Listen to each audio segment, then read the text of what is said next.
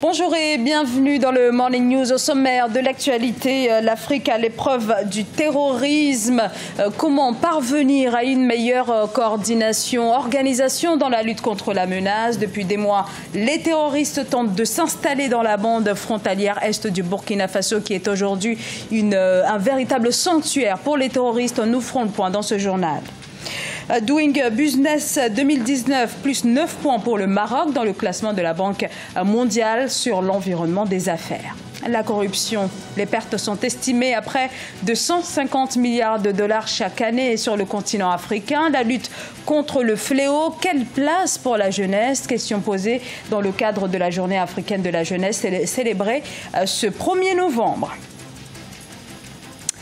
Au moins 2600 morts, toutes des victimes du terrorisme en 2017 à travers tout le continent dans plus de 340 attentats. Un bilan terrible, lourd, qui rappelle l'ampleur de la menace. Boko Haram, AQMI, le terrorisme ne faiblit pas, notamment dans la bande sahélo-saharienne. Cette région demeure une véritable poudrière en raison des incursions du groupe terroriste originaire du Nigeria. Ibrahima Djoumaba. Les pays de la région du Sahel sont confrontés depuis plusieurs années au phénomène du terrorisme, mais aussi à l'extrémisme religieux. La Mauritanie, le Mali, le Burkina Faso, le Niger et le Tchad, touchés de plein fouet par des attaques répétées, ont mis en place le G5 Sahel. Cette force peine cependant à stopper les groupes terroristes, d'où l'appel de la société civile à une meilleure riposte. Notre inquiétude porte sur la dimension ouest-africaine de ces actes terroristes. Leur source, leur force de frappe, la régularité, donc la constance, rappellent que la réponse ouest-africaine n'a pas été, pour le moment, à mon avis, à la hauteur du défi.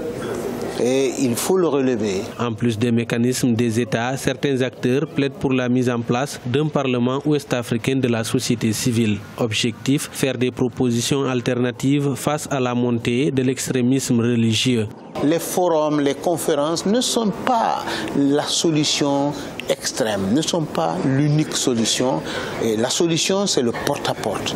La solution, c'est le réveil des consciences et l'interpellation des populations par rapport à la menace d'aujourd'hui et de demain pour l'Afrique. Les pays du G5 Sahel ont adopté le 29 octobre 2018 à Niamey au Niger les textes visant la suppression des frais d'itinérance entre eux. Cela permettra notamment la facilitation du renseignement pour une lutte efficace contre le terrorisme.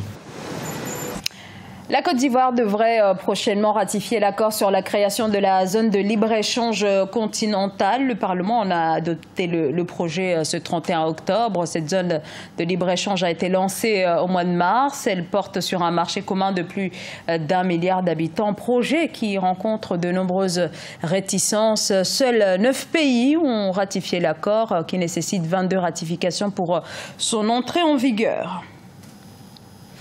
Et on en vient à l'édition 2019 du classement Doing Business établi par la Banque mondiale. Il évalue chaque année la qualité de l'environnement des affaires dans 190 pays. Et cette année, le Maroc grimpe dans le classement, une tendance amorcée depuis 2012. Le Royaume a amélioré son classement de 37 places depuis cette date. Et cette année, le Royaume s'est hissé à la 60e place, soit un bond de 9 places en un an. Sharon Kamara.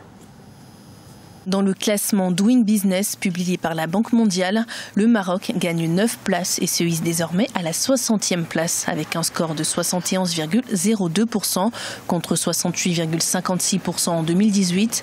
Le Royaume chérifien se rapproche ainsi de son objectif qui est d'intégrer le top 50 du classement d'ici à 2021. Le Maroc a un marché assez ouvert avec une économie assez libéralisée qui a beaucoup de potentiel et qui s'ouvre davantage sur les pays d'Afrique de l'Ouest et d'Afrique centrale. La performance du Maroc s'explique par le nombre de réformes achevées entre 2017 et 2018 et présentées dans le dossier marocain. Le Royaume chérifien a produit des efforts significatifs dans 5 domaines.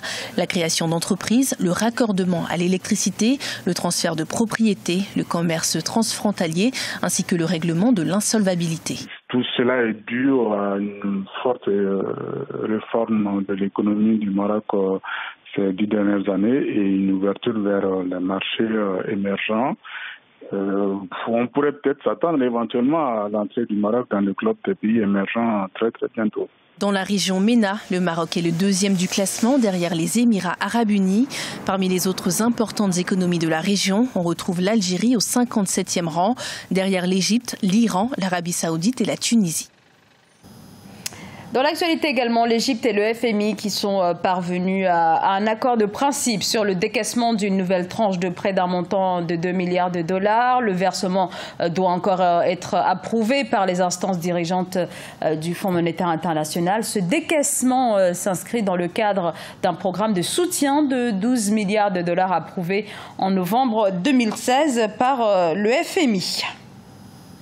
Chaque 1er novembre et depuis 12 ans maintenant, l'Afrique célèbre la journée africaine de la jeunesse. Cette année, la thématique de la corruption a été posée. Une corruption qui gangrène les économies du continent. Elle fait perdre à l'Afrique le quart de son PIB. Cette 12e édition a exhorté justement la jeunesse à s'impliquer davantage dans la lutte contre ce fléau qui continue de mettre en péril tout un continent. Reportage à Jacques Amboka.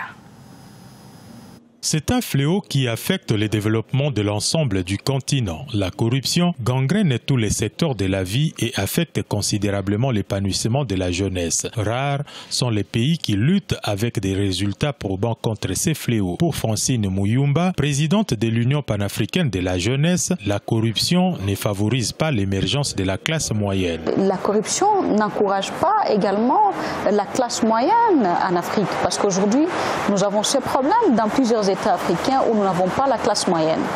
Et c'est à travers la classe moyenne que la plupart de la population peut se retrouver facilement, au lieu que ce soit seulement ceux qui sont plus riches et les plus pauvres. Nous ne devons pas continuer à avoir un continent, nous avons que le plus riche et les plus pauvres. Bien que présentés par une certaine opinion comme victimes, les jeunes qui représentent plus de 60% de la population du continent sont appelés à s'investir dans la lutte contre la corruption. Un exercice qui demande également l'implication des dirigeants. Et moi je pense qu'avant de demander aussi aux jeunes de lutter contre la corruption, nos leaders ont la responsabilité de servir d'exemple. Cela veut dire que la jeunesse a besoin de modèles. Donc, il revient tout d'abord à nos dirigeants qui décident et qui sont en train de diriger nos États respectifs puissent servir d'exemple. Instituée à l'occasion de l'adoption à Banjul de la Charte africaine de la jeunesse en 2006, cette journée est célébrée le 1er novembre de chaque année. Faire entendre la voix des jeunes contre la corruption en Afrique, c'est le thème retenu cette année pour la célébration de la journée de la jeunesse africaine. L'Ouganda veut taxer l'alcool et l'eau pour financer la lutte contre le VIH-Sida. Une taxe qui s'attaque donc à 3 fléaux, le sida, l'obésité et l'alcoolisme. Le plus grave étant bien sûr le sida qui touche 13% des Ougandais et dont le traitement continue de peser très lourdement sur le budget de l'État. Nelly Claude Bessa. L'Ouganda se veut autonome dans sa lutte contre le VIH-Sida. Les autorités ont implémenté l'entrée en vigueur d'une taxe de 2% sur l'alcool, les boissons non alcoolisées ainsi que l'eau minérale. Estimée à 2,5 millions de dollars par an, les fonds générés par cette nouvelle taxe seront redirigés vers un fonds fiduciaire pour la lutte contre le VIH-Sida.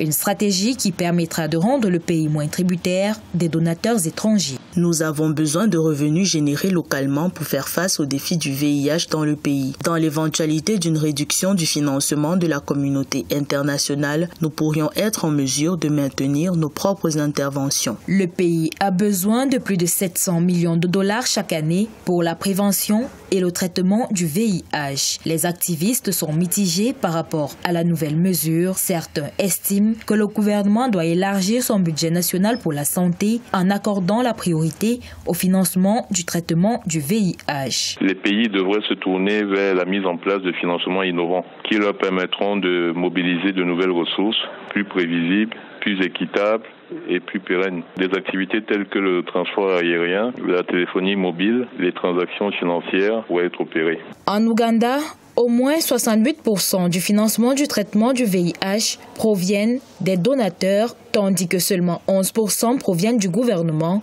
et 1% du secteur privé. Les familles des victimes du VIH, quant à elles, contribuent à hauteur de 20%. Fin de ce journal. Merci de nous avoir suivis. Dans un instant, une nouvelle édition de l'actualité sur Africa 24.